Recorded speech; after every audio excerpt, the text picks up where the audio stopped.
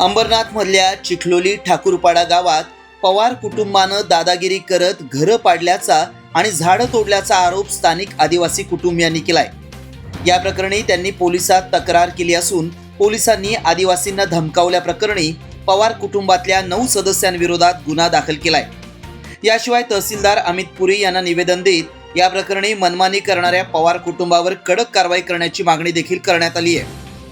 अंबरनाथच्या चिखलोली ठाकूरपाडा आदिवासी पाड्यात गेल्या अनेक वर्षांपासून आदिवासी बांधव राहत आहेत। इथल्या प्राथमिक शाळेलगत जवळपास 11 ते 12 एकर गावठाण जमीन असल्याचं या आदिवासी बांधवांचं म्हणणं आहे। एकनाथ वरघडा यांनी दिलेल्या तक्रारीनुसार बुधवारी सकाळच्या सुमारास सोमनाथ पवार, लक्ष्मण पवार, राजेश पवार, जयेश पवार, निखिल पवार यांच्यासह 9 जणांनी या ठिकाणी कोणतीही शासकीय परवानगी न घेता जेसीबी लावून या जागेत असलेली झाडं तोडली।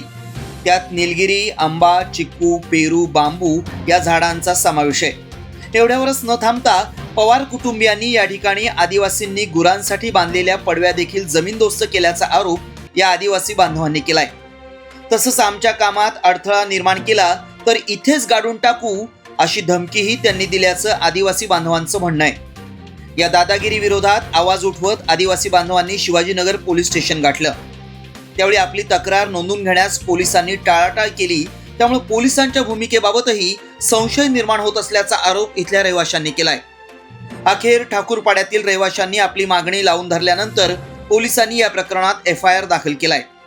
तसंच मनमानी पद्धतीनं गुरसरण जमिनीवर जेसीबी लावून झाडं आणि गुरांच्या पडव्या तोडणाऱ्या पवार कुटुंबियांवर कडक कारवाई करण्याची मागणी त्यांनी केली आहे। तर काल असा प्रकार घडला की कालांतराने 9:30-10च्या दरम्यान आम्हाला काही न विचारता, काही न म्हणजे काहीच आम्हाला माहीत नाही आहे, तर अचानक पवार कुटुंबियांनी आमच्या घरासह अंगण्यासमोरील झाडे वगैरे लावले होते। आंब्याचे फलांचे सर्व झाडं होते, काही झोपड्या होत्या, त्याच्यावर जेसीबी चालून पूर्ण म्हणजे उद्ध्वस्त करून टाकलं। नाही आम्हाला नोटीस नाही, काहीच नाही। तुमची 7/12ची जागा म्हणतायत ना तुम्ही, ठीक आहे 7/12ची जागा, तर आम्हाला कायदेशीर तुम्ही सर्व काही गोष्टी करा ना कायदेशीर। तुम्ही अचानक येऊन काही करतात, प्लस घरामध्ये लेडीज असतात, पुरुष मंडळी कोणीच नसते।